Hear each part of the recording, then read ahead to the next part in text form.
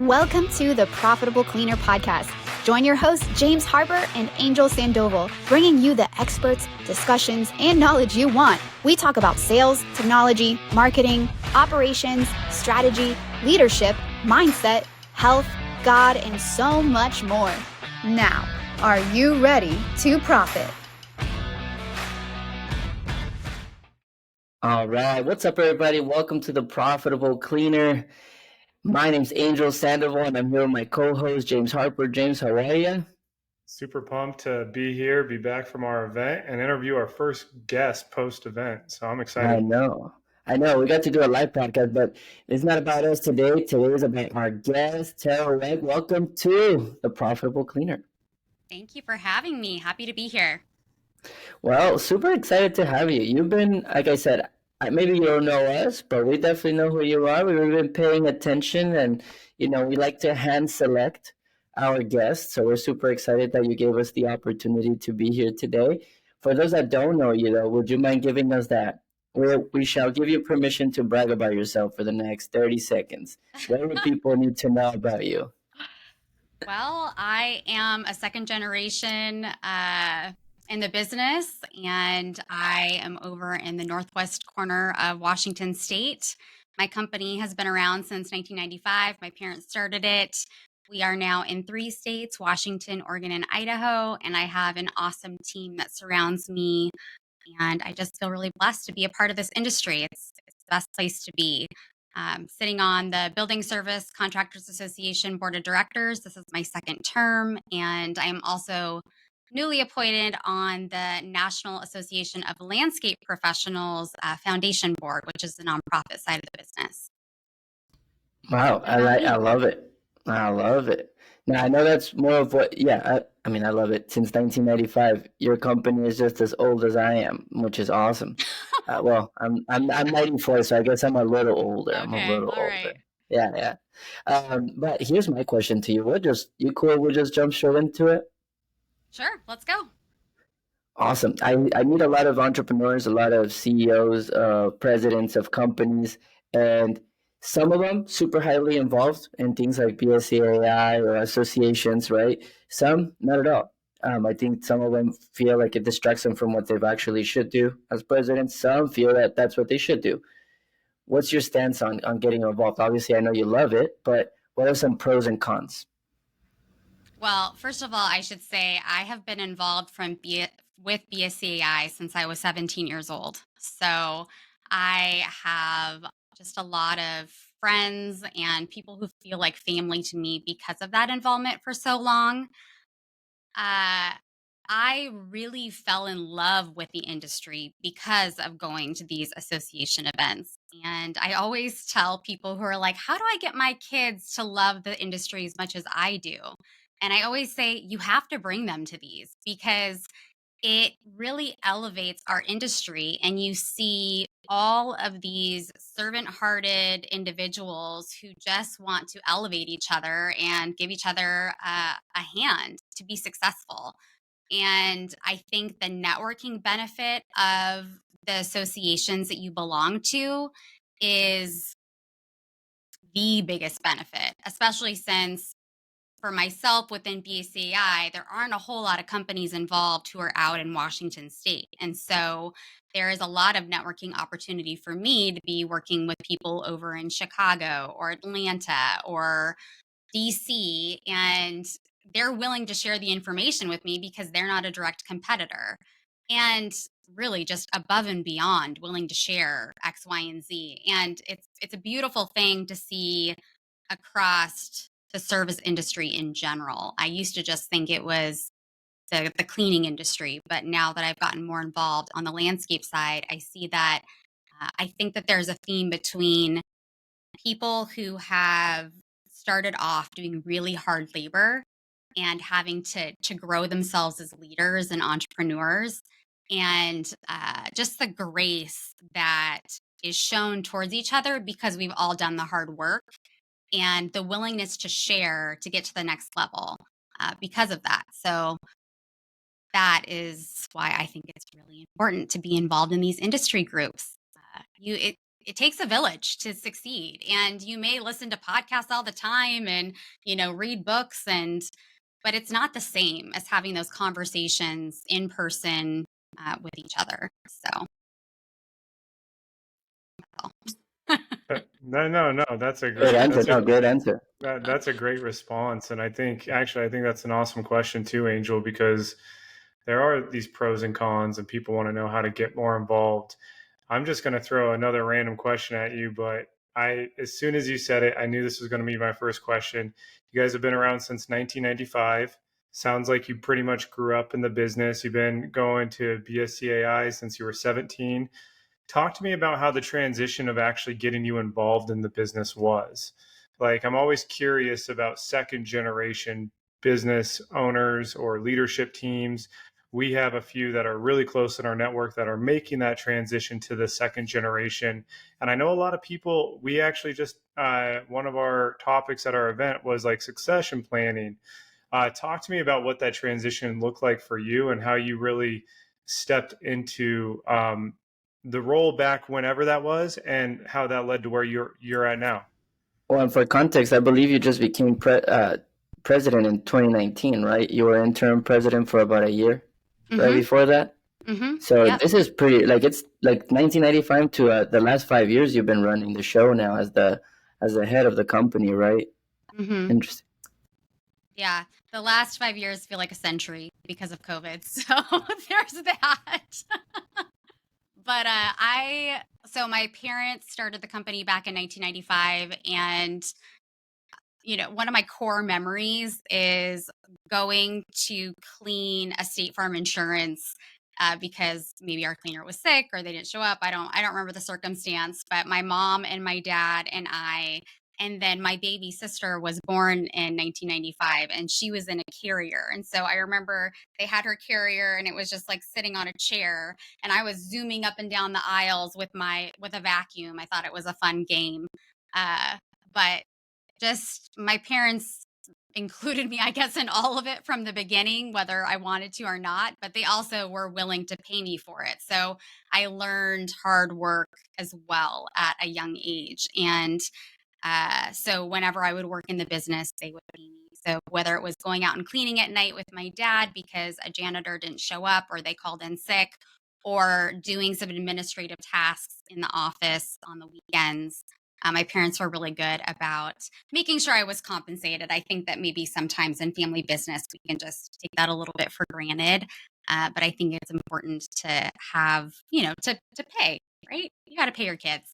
But anyway, fast forwarding a little bit, I went off to college and I went to Gonzaga University. My parents actually got a divorce my sophomore year in college, and my mom bought my dad out at that time.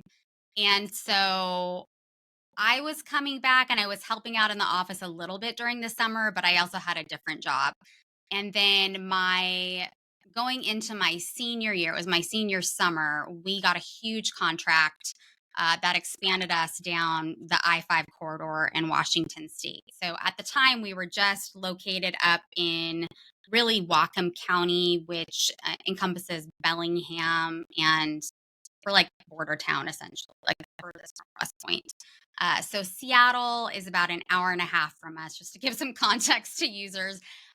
And so we had this huge portfolio that was given to us, and our operations team that we currently had was struggling to get it started up and have a plan. And so I said to my mom at that time, "Hey, I can do this. Let me take it, and I think I can be successful." And so what I kind of feel like was blind trust. And maybe she just didn't have another option, so she was like, "Sure, here you go, have at it." But she gave it to me to start, and it was 90 locations, and having to hire these individuals. And at that point, I was printing off maps to be able to get from site to site because we didn't have GPS quite yet. So I remember being at 2 o'clock in the morning and getting lost and having to like look at my map and really figure out where I was going. So learned some great mapping skills back in the day. But anywho, my mom had said to me, "You can't do this when you're back at college. So you need to find somebody to replace you and take this work over. So after I got the account started up, I found my replacement, trained them, and they came in and took over the contract. And then when I went back to school, I ended up still managing it as like a high level account manager. So having one-on-ones with that person every week, and then also doing a double check and actually calling all of our clients so there was 90 locations. So I called all of them on a monthly basis, each one of them on a monthly basis. So fast forwarding a little bit forward, I graduated at 3.5 years. So I graduated that December. And so that whole fall, while I was still kind of managing the account, I was talking to my mom saying, hey, I think you should just hire me. It seems like you really need my assistance. There's a lot of gaps here. And she really fought me on it. She wanted me to go and work for somebody else. She was like, she's like, I have a lot of colleagues. They would be happy to have you. Like, let's just have you work somewhere else. You can learn some things and come back to me. And I had a boyfriend at the time who was back at home. And so I was really stubborn headed, and she eventually gave in. So in January, I started full time for the company. And that was right fresh out of college, and did sales, HR, and some accounting for her at that time. So anyway, I worked in the company essentially that entire time in whatever role I was needed. So sometimes it was operations, sometimes it was more human resources focused, sometimes it was more sales focused. My passion was marketing and sales, so I really excelled in that, and was able to do that quite easily. So sometimes I was just taking something else under my wing. But in regard to the transition, I have 3 sons, but my last pregnancy was in 2015. And at that time, my mom was really done running the company and she wanted to do something different. And so she approached me at that time and asked me if I wanted to run the company. And I just was not in the headspace to even think about that. I was pregnant with my last son, and Yep. I really hadn't taken any time off with my other two. And my whole intent was to like take a maternity leave and like actually be present with this last baby. And I even thought like maybe I won't work anymore. I don't know. I thought about it.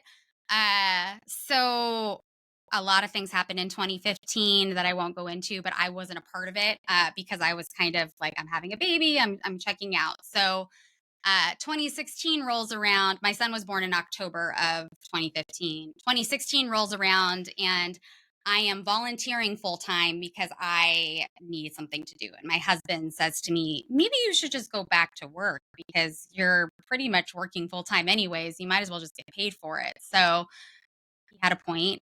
So I went to my mom and I was like, hey, I'll come do part-time sales for you. And by that time, she had hired a CFO and he was appointed to president. And so then I was reporting to him, and I was able to see that things were not running the way in which I had grown up and how we'd done things before. And I really didn't like the trajectory that we were headed. And my mom and I went to a conference like beginning of 2017, and I approached her and said, hey, I don't think this is going to work out. And I think that I should be running the show. And she was like, that's too bad because this guy's already doing it and I'm not going to make a change. So I was like, okay, alrighty. Well, I guess I will just continue doing what I'm doing. And as it usually does, that person works themselves out of a job. And so that is what happened. And that was towards the end of 2017. So it didn't all happen like right in a row. It took a little bit of time.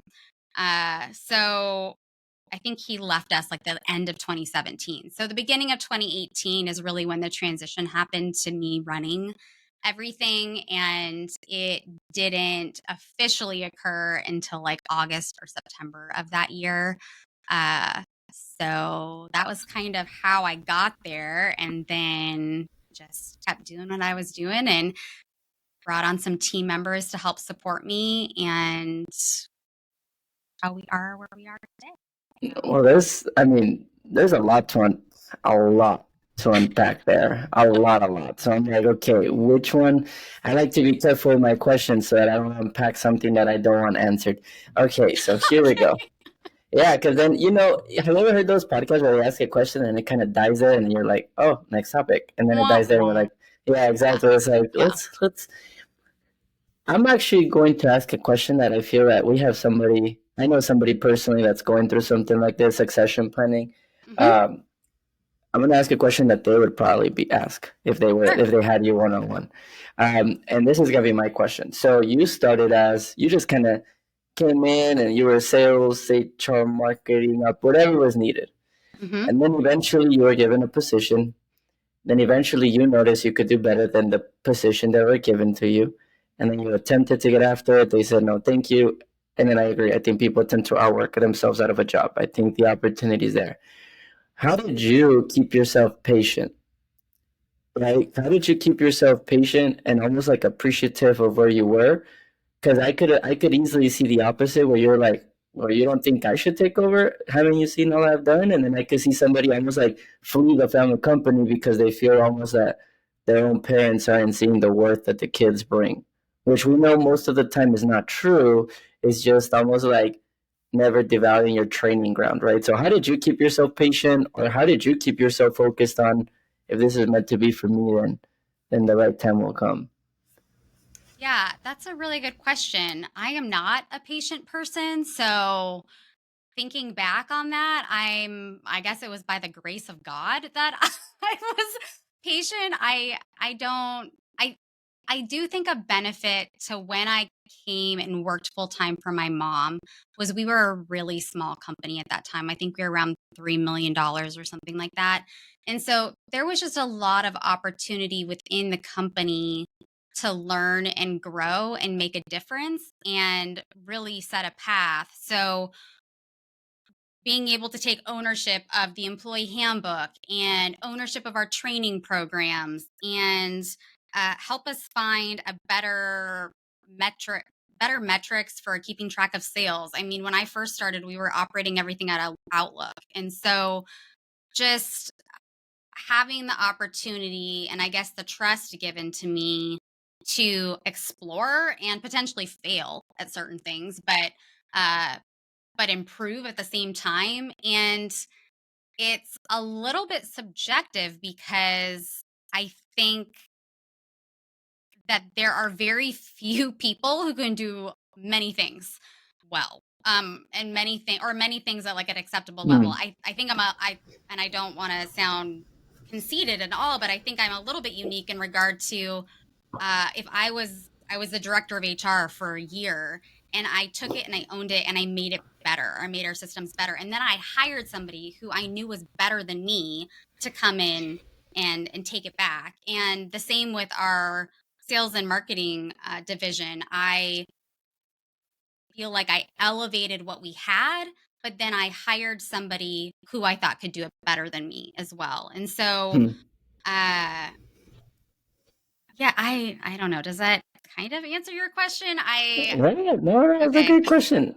It's so funny. Okay. I love asking questions that you probably haven't thought about because you're right. You were sitting there probably like, how was I patient? Because I can tell just talking to you that you're like me. We move very fast. Like when we look at something and we want something, it's like I'm gonna get it, and I'm not gonna jog towards it. I'm a sprint. So that's why I was wondering. I was like, that was a really patient, solid time coming out of college and waiting till you got your shot. Now, just for context, I'm curious. 5 years ago, you took, or 5 years ago, yeah, about 5 years ago, 2019, Yeah. 2018, 4 years ago. Something like that. Sure, sure, What? sure. Yeah. Yeah. Well, since you took over, what have been would you say are the top three achievements that you're most proud of? All right, hang with me for the next minute and a half. We got a quick break here in the Profitable Cleaner because we're officially official. It's like I like to say it. Why? Because I get to take this break and introduce our sponsors. First sponsors is USource. So go to usource.com. That's usource.com.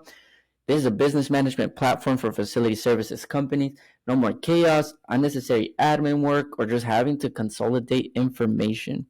This is about you not being the source of information anymore and having a platform that can give you the accessibility, visibility, and control over your operation. So see more, do more, whether you're one employee or 3,000 employees. This is the platform for you. So check out our sponsor, usource.com. Our second sponsor, dayporter.com.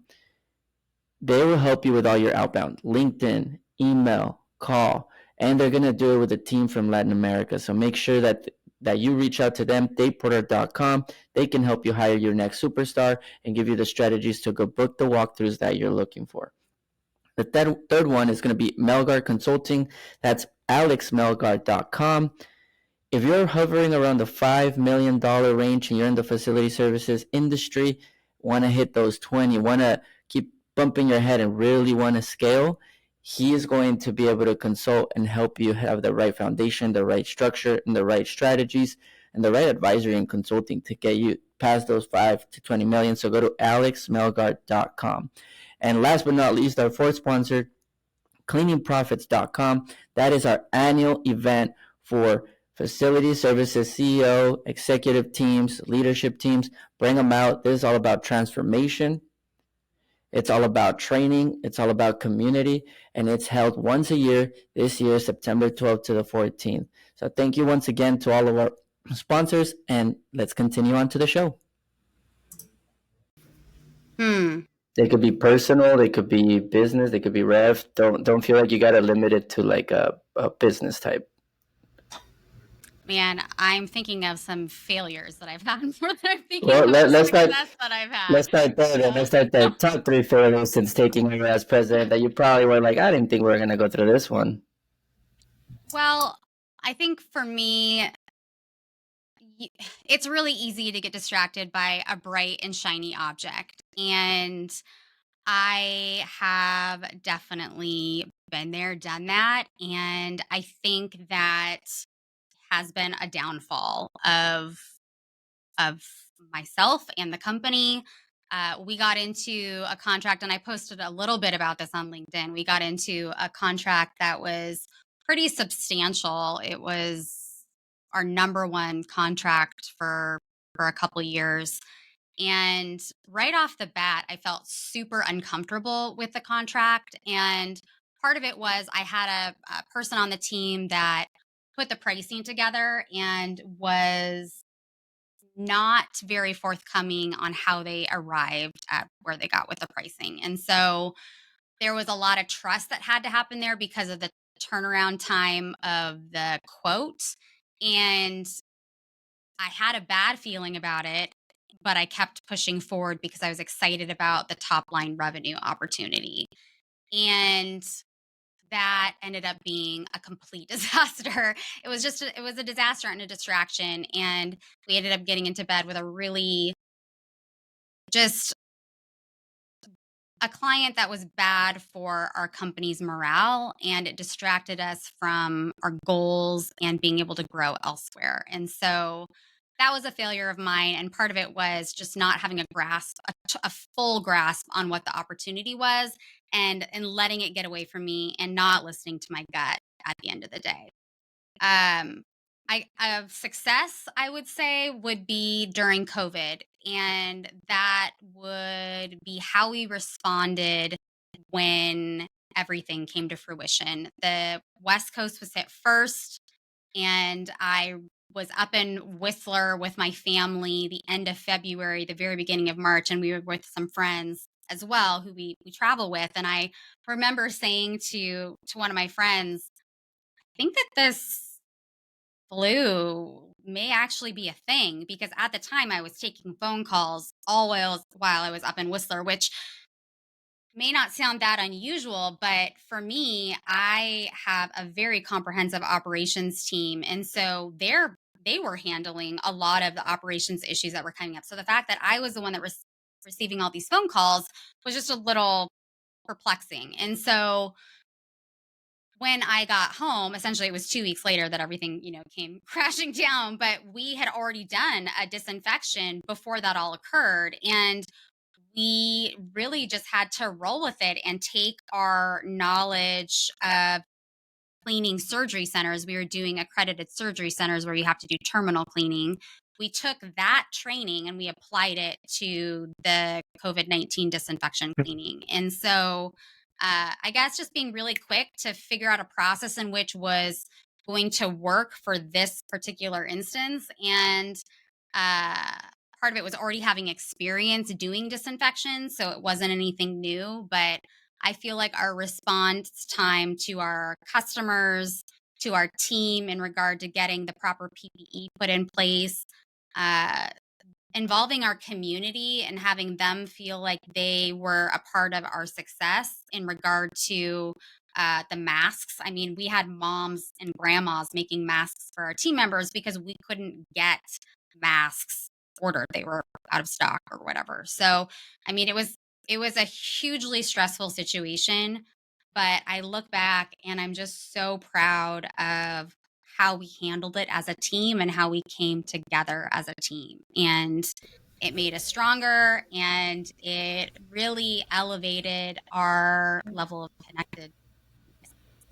So, Hey, James, are you going to ask one relating this just to make sure, or are we going to shift the convo a little bit? I was just going to say, it seems like I would imagine during that time you were talking about just like the COVID and how that changed a lot of things for the industry and your business. From a leadership perspective, you were still pretty new into that presidential seat, although you've been in the business for a while. I'm sure that probably tested some of your leadership skills and development. I'm just wondering, like from a people perspective and from a leadership perspective, if you have any thoughts on that. yeah, my mom retired January 1st of 2020. And so I was president and CEO when COVID hit. And I remember calling her a couple weeks in and I don't know, maybe April timeframe and just being like, what am I doing? What did I get myself into? This is awful. This is so stressful. I'm so stressed. I'm so tired. And she said, I remember feeling like that. I felt like that during the recession when at that time, our biggest client was closed down. We had a banking client that got closed. And she said that she felt that exact same way. And she said, it will pass and you will be stronger because you kept moving forward. And she said the most important thing is to be an encouragement and to be steadfast for your team and let them know that you're there and listen and hear the problems that are going on and be solution oriented. So I really leaned on my mom during that time. And I also leaned on my colleagues across the nation. BCAI was holding town hall meetings, I think on a weekly basis at first. And the first phone call, I was the expert on the call, which seemed ridiculous. What are you talking about? Nobody's done this before, but we were the only ones who had done a disinfection.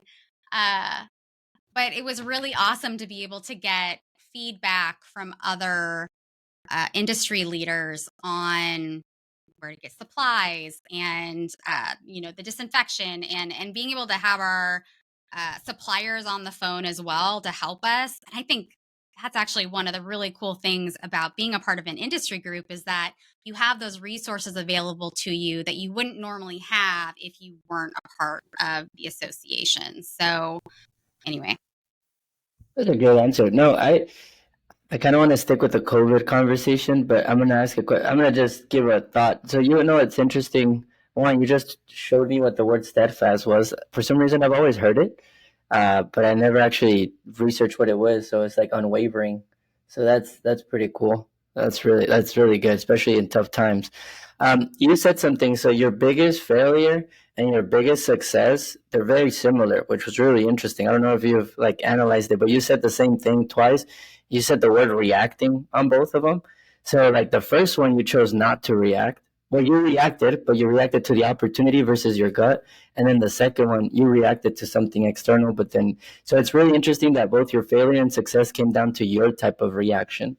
One of them, you listened to yourself and you went for it. Like you said, you were like, this is tough with the COVID, but steadfast, right? Unwavering, let's just go. And then the other one, instead of holding on to it, you're like, I'm gonna question myself. It's okay if I question myself. I'm gonna stick with this looks nice, like the shiny. So that was interesting that both of them came down to reaction. I do have a question before we transition out of this COVID thing. So what do you think? Do you think it's coming back? I just had to ask it. It's here. There's a new what do you call it? New strand or something. And I hear some people in the industry are already getting some contracts, which sounds wild. Some people that work in the medical field are apparently already getting contracts for disinfection. Just for somebody listening to this, do you think it's coming back? Should they prepare? Should they start looking for opportunities in disinfection?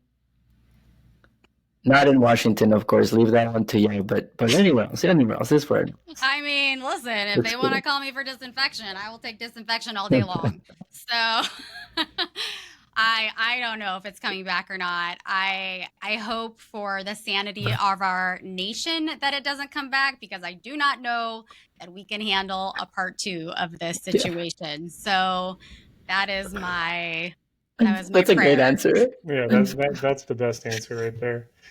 No, I think Yeah, that's I don't think our nation can handle a second wave. I don't think. I mean, like we're the U.S. of A, but we can handle anything. But you know what I mean. You know what I mean.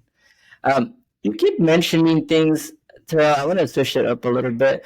You said words like steadfast, grace, God, it shall pass. A lot of the words. By the way, we can't tell we're paying attention to words. A lot of the words you've been saying kind of point that God and faith are a big thing in your life. At least it sounds like it. So I'm not going to make assumptions. Um, is that a big part of your life? And are you kind of like like the kingdom entrepreneur is what we like to call it, right? That they do everything for the kingdom. Would that be a good guess? Would that be a terrible guess? I just keep hearing those words. So I just wanted to ask. Well, it's a huge part of my life, and I try to do everything that is honoring and serving my savior. And I've never heard kingdom entrepreneur before. That's an interesting phrase, but I am trying to serve my team and my community and my clients in a way that would be honoring to him. And that is why I feel like I'm here. Is God has given me some gifts that I should be using to elevate other people and give them opportunity. And that is my mission. So. Well, I'm glad you got. I feel like you've been teaching me so much, so I'm glad I got to bring up Kingdom Entrepreneur over to you. Do a little bit of that. But what are those gifts that God gave you, by the way? He's given me a gift for leadership, and he has given me a gift for discernment. And I think seeing the potential in others that they may not be able to see in themselves. So those are the gifts that I'm trying to use to influence and elevate others. So. Hey Terrell, I actually kind of along these lines when we're talking like more of a personal standpoint. I was looking at a lot of your content on LinkedIn, and I really liked a lot of the content you put out there. And you talk a lot about like growth through struggle, how you tell your boys like hard doesn't mean horrible, and these things that I think are really good messages. I'm just curious, from someone like you in your position, what do you do to continually like develop your mindset? Like how do you invest in you, and how do you continue to develop that gift of leadership and all of that? I think a lot of people listening, they're leaders themselves, and I think it's good to learn from other leaders. Mm-hmm. Well, I think self-development is really important. So reading is a very large pastime of mine.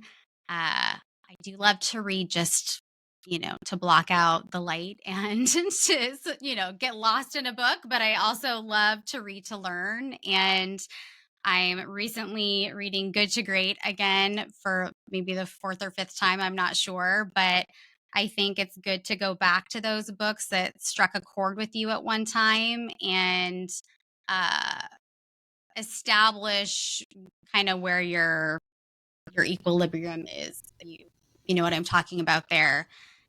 Additionally, I think it's really beneficial to find a mentor and a coach if you can afford it. Somebody who can kind of check your BS a little bit.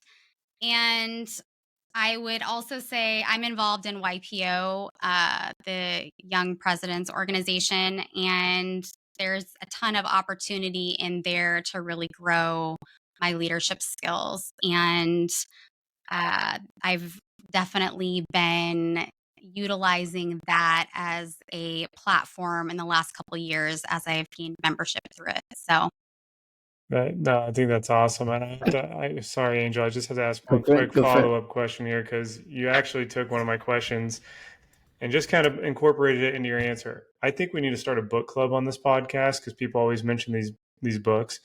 I saw that you're reading Good to Great for, the third or fourth time. And it's a book that's been recommended to myself from like 2 or 3 other people. I'm just curious, what is it about Good to Great that makes you keep going back? And give me a pitch on like why someone like Angel or myself should read it. well, one of the things that I have relearned lately from Good to Great is looking at your business as a whole and figuring out what you're the best at and what you're just mediocre at, and then getting rid of the mediocre and stop settling for it. Uh, we have MSNW is a little bit unique, maybe than other companies that you're talking to, just because we are a total facility services provider. We do everything from the roof to the parking lot. And I think we have become, uh, we're kind of mediocre at some of these services that we're providing because we're trying to provide them all in house. And at the end of the day, you can't be a jack of all trades and be excellent at all of them. It's really not possible.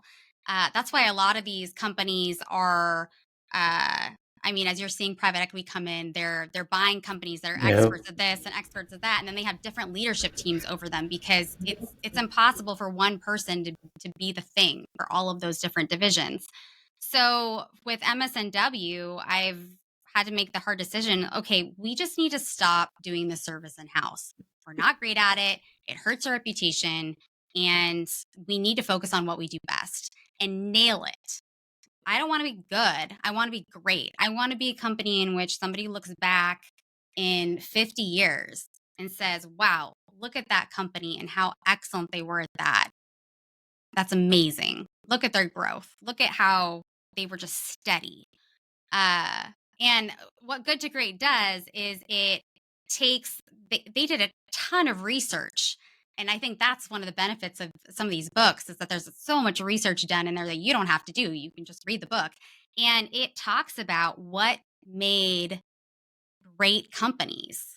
And what you think makes a great company actually doesn't. And so that's, I think, what really intrigues me. And because you think like, oh, a great company means that they're giving the best benefits to their team and they're, the best compensation, blah, blah, blah. And it's just actually providing great, consistent service and doing it really, really well. And so that's what the book breaks down. All the companies they've researched, and then how they got from good to great and how you can get from good to great as well. So now I want to read it.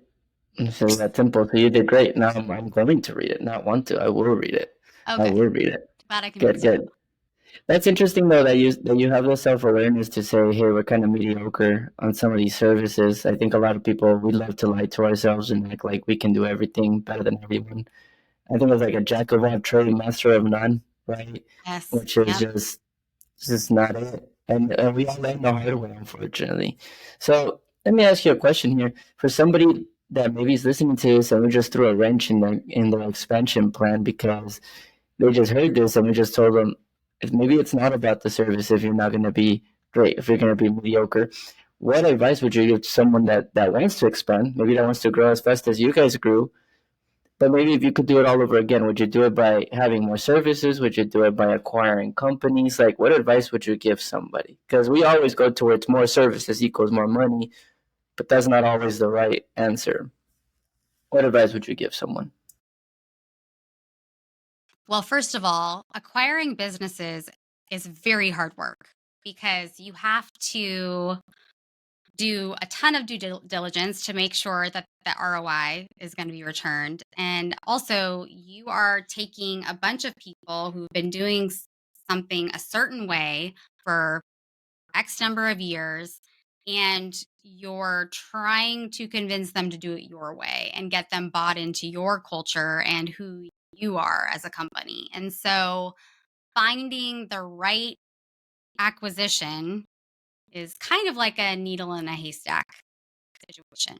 Unless you're going to do keeping that brand as its own and keeping its management there and not really having them become part of your brand. I think that's maybe a different scenario there.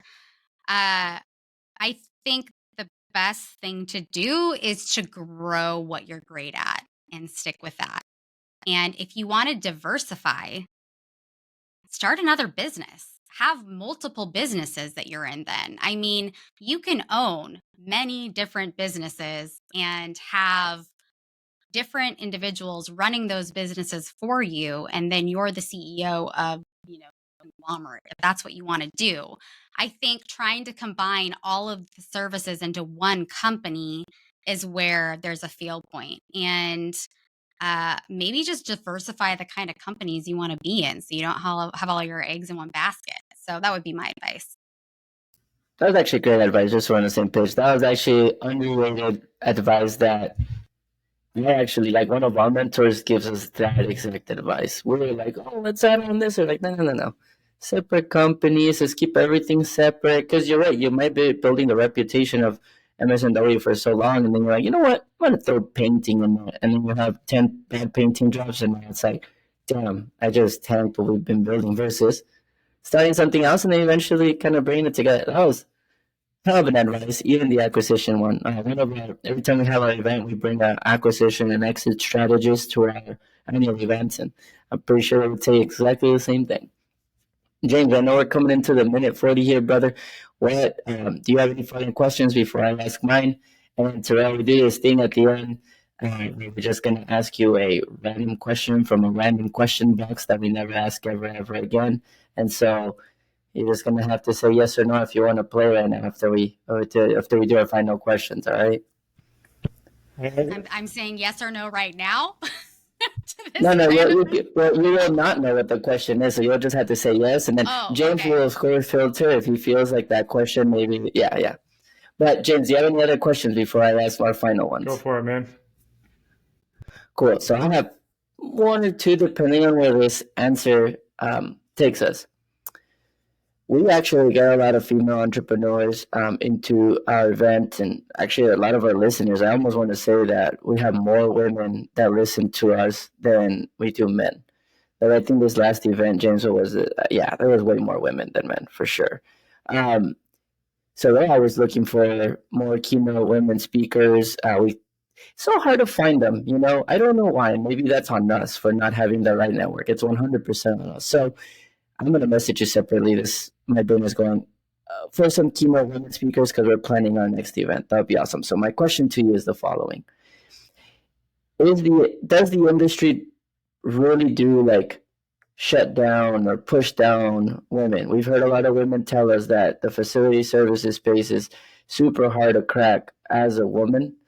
But the more I meet these women CEOs, the more I'm like, I don't know. I want to believe you, but I also don't. It's hard for me to believe because sometimes I just look at the people in our events. I look at the successes they had. I see the attention they get, and I'm like, I don't know. So I don't know enough. I've never been in the industry. Would you say that the industry kind of it is a male focused industry, or would you say that has changed? Well, that's a lot to unpack. I would say that I have definitely experienced the negative side of the good old boys club back in the day. It's not as common as it once was. I think that a lot of things are changing for the better in that regard. However, I do think as a woman, you are held to a different standard. And I will say that there there are a lot more hurdles and things you need to be cognizant of in order to be successful as a woman in probably any industry, quite honestly. So, but the service industry and this one specifically, I think I agree with that it's it's not that it's difficult, it's that you have to be self-aware and you have to have a high level of emotional intelligence to be able to read a room. And if you don't possess those things, then you probably won't be successful as a woman in this industry.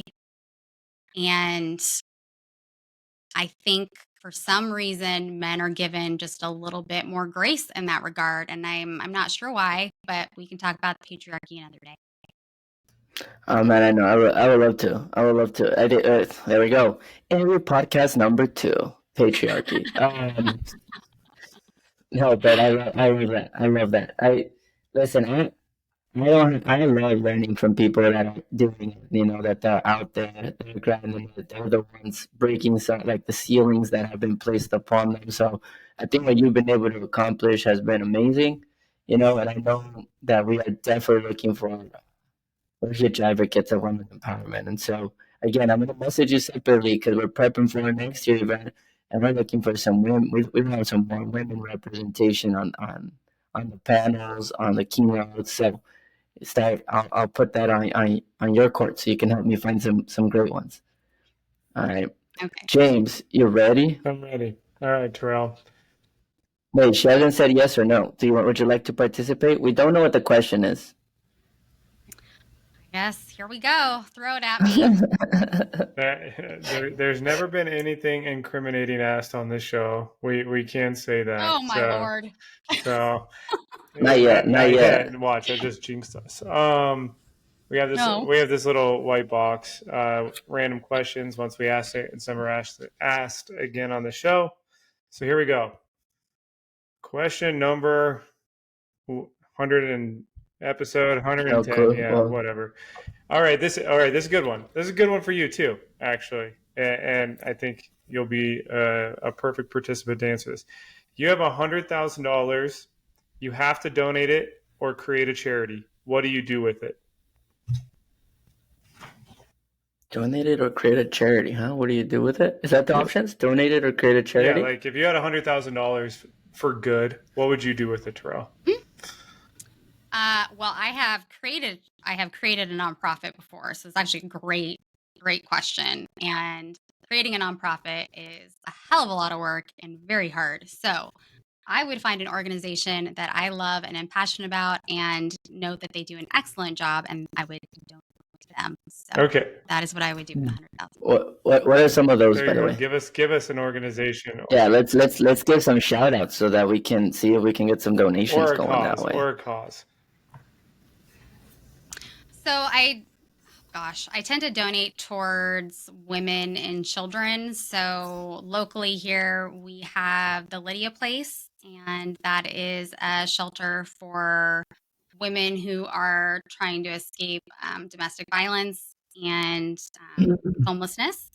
And Skookum Kids is another one here locally that is foster care focused. And so they are creating transitional housing for foster kids, as well as helping individuals get the proper training to become a foster parent. And then the nonprofit that I recently started is actually called Racial Unity Now. And that is a nonprofit really spurred out of George Floyd and just like the horrific tragedy of his life, and seeing some of the dysfunction in my own city that I live in. And so that nonprofit specifically is to eradicate racism in Whatcom County. So those are some of the causes that we have here. Those are great. Have you seen the series, The Cleaner, The Cleaner on Netflix, I think? I Or The don't think Maid? Is so. it Cleaner? The Maid? Made. I mean, But The The Maid, Maid. is it Yeah, that I've heard of one? The Maid. Yeah. Yeah, and Yep. she actually ends up in one of those, and in like the shelter homes for women that were abused, but then and then in her part-time job, she's a cleaner. It's really interesting. Now I feel like all I watch is like read books like The Cleaner, Relentless with Tim Grover, The Maid. There's so many out there. It's kind of interesting. I don't know, the closer I can get. But anyways, I wonder if that's also a good association to like help them, like not get employees from there, but I wonder if there's something you can do to provide opportunities for them outside of just, I don't know, maybe not, maybe I'm overthinking this. Who knows? I just know this one show had a lady that was a cleaner. So, but is there anything that you would like? I mean, as you know, our audience, or as you don't know, our audience is pretty active, right? I mean, we've only been doing this for a little bit, and we've been able to, climb the charts. But what we really enjoy is serving. That's our biggest thing. And so, for anybody listening, how can we serve you? What can we do to support you in the vision and the mission that has been placed upon you? What can our listeners do, or James and I do for you?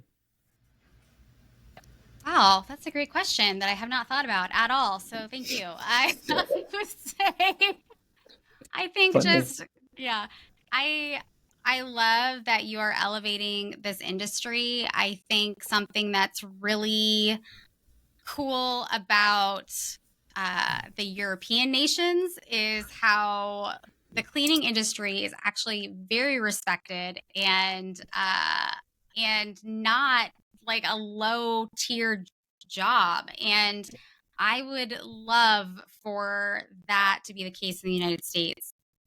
It's simply not right now. And so I think continuing to elevate our industry and talk about the importance of the work that we do is really vital. And so thank you guys for creating a podcast around that. I think educating people on how to best serve this industry is awesome. And Well, I'm gonna hold you to it. I will come back to you and ask you again, how can we support you? Because we will.